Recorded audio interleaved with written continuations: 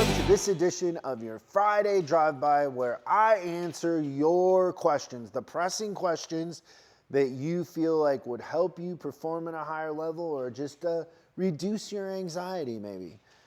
The number, if you have a question, is 833-3-ASK-SDR. That's 833-3-ASK-SDR. And if we play your question on the show, we will send you a swag bag. I got a little drive-by here. Say hello, Lola. Yeah, now I'm gonna have white hair all over me. Yeah, this is one of my 4 bulldogs, Lola. We're filming this in my library at home because of construction going on at the office. So she's excited to be a part of this, and she's gonna help me answer this question. Okay, go ahead, play the question. So, Chris, I got a question. What advice or tips would you give someone trying to be a service manager? I recently got promoted from an advisor to service lane manager. I'm also dispatching and training the other advisors. I have 3 of them. All 3 are green. So one with the most experience only has maybe a year. She's pretty good. The other 2 never worked in a dealership before. I'm a master ASE and GM certified technician for 15 years. I just took this job as an advisor back in February of this year. And about 2 months ago, I got promoted to lead advisor or service lane manager. And what do I need to do? We do not have a service manager right now. He got promoted to fixed ops manager probably 4 months ago. So there is no service manager. It's kind of like I'm doing part of it, he's doing part of it. I'm in the shop. The technicians love me. The advisors look up to me. I'm real good with customers. Any advice, please help me out. Thanks, bye. Lola has been replaced with Bacon here. Their dogs are competing to sit on my lap and help you with your questions, right? What do you think? Bacon, what's the key to being a good service manager? Bacon says snacks. Having lots of snacks in your desk, so whenever a dog comes by, they're readily available. What kind of snacks, Bacon? Cheese. He likes Manchego cheese, aged at least 6 months. Right, buddy? Now I'm covered in dog hair. So I would say you want to think about the role of service manager as 2 things. One is it's financial. So you want to run a healthy, profitable department. And then the second is the psychology.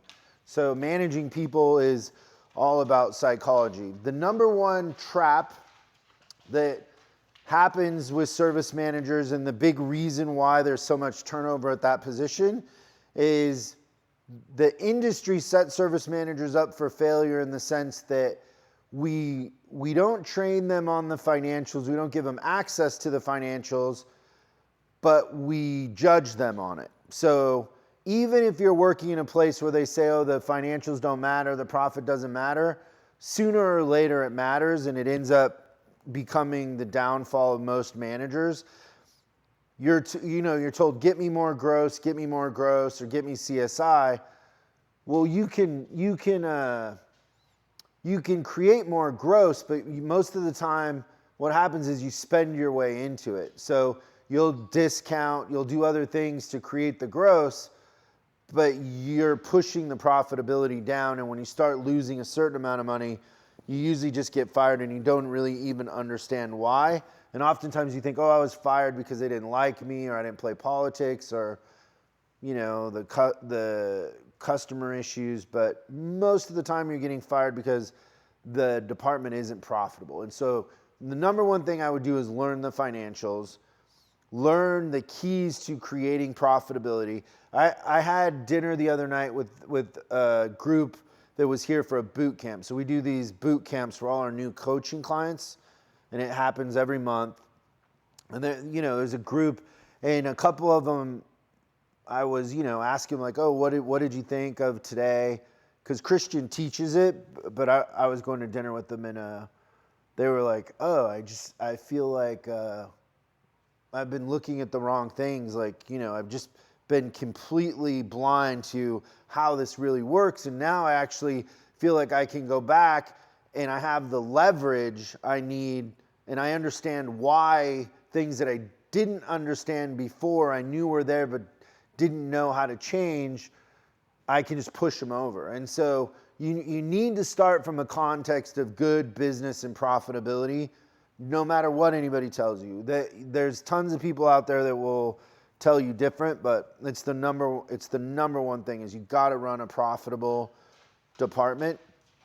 And then the second thing is psychology. You got to be a student of human behavior and understanding how to find the right people, how to train and coach people, and how to get them to behave in a way that's conducive to a great customer experience more than anything else. So great question.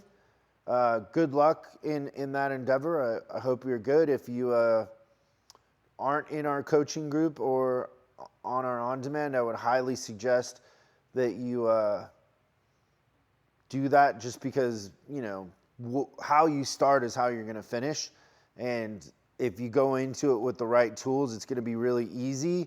If you don't, you're going to bounce around and most likely fail, because the turnover rate for service managers, sadly, is close to 50%.